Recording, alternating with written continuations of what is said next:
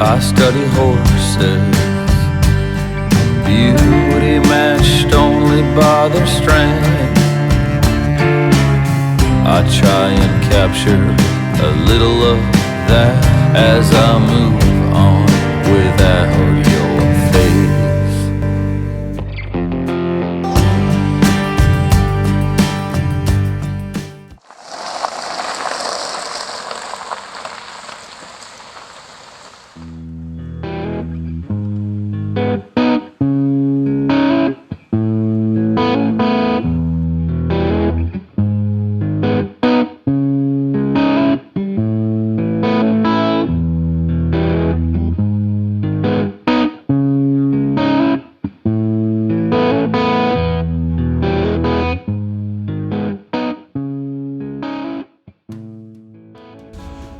This morning we're at Meadow.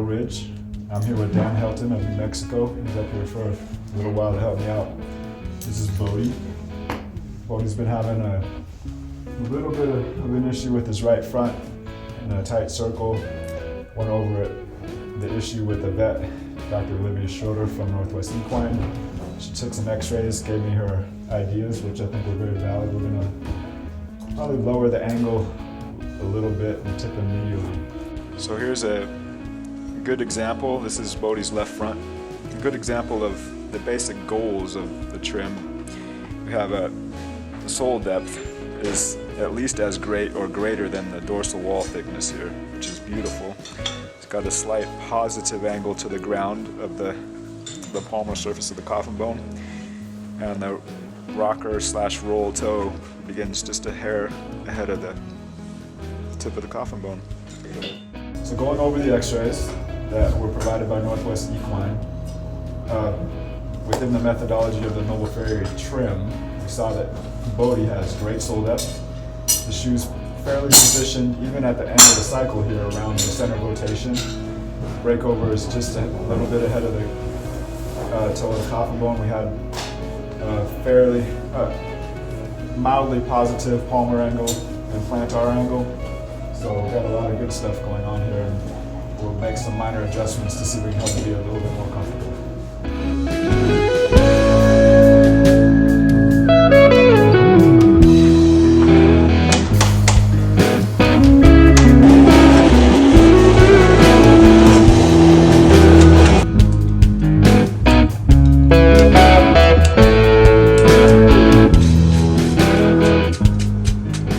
Whenever I use a hoof stand, I pretty much keep my peg or my cradle about as low as it'll go.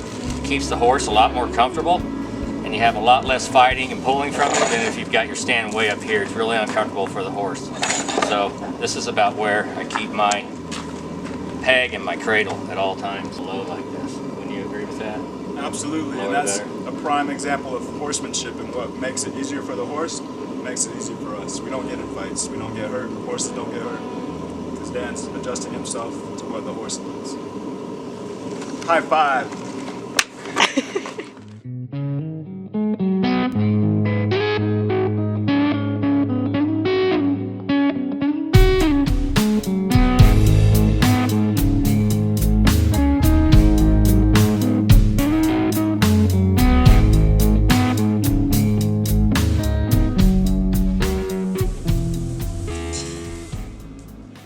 One thing I love about Dan, I've only just met him. Besides being a hand in the forge, he can help me forge amazing shoes. You already rocking the tugs? Yeah. They got enough? Yeah, that's really good.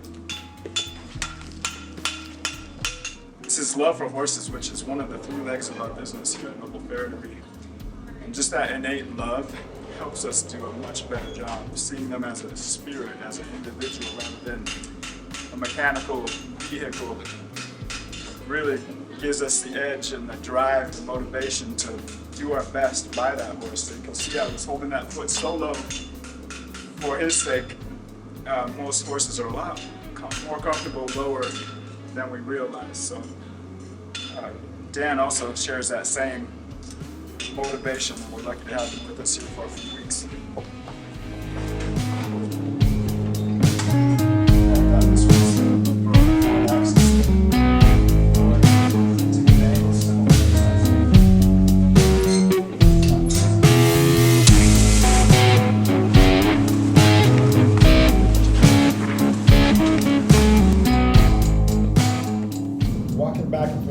horse with all 4 feet trimmed, getting ready to burn, making shoes, checking shape, everything, gives us a really good chance to double check our trim. And so going back and forth, this medial side bothered me a lot. It looks a little high, so I had to verify with Dan Helton here, but he said, yes, you are correct, that medial definitely looks high. So because I don't over trim, I can go back and take a little bit more to try to fine tune my mediolateral, anything that I might need to.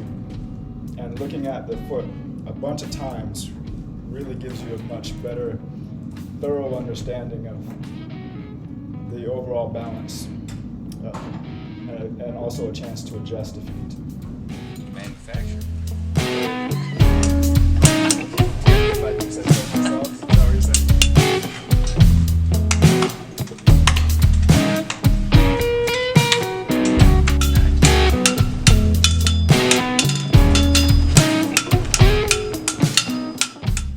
All right, we're all finished with Bohdi here at Meadow Ridge. We've accomplished all of our goals, and we'll judge our trim in 6 weeks.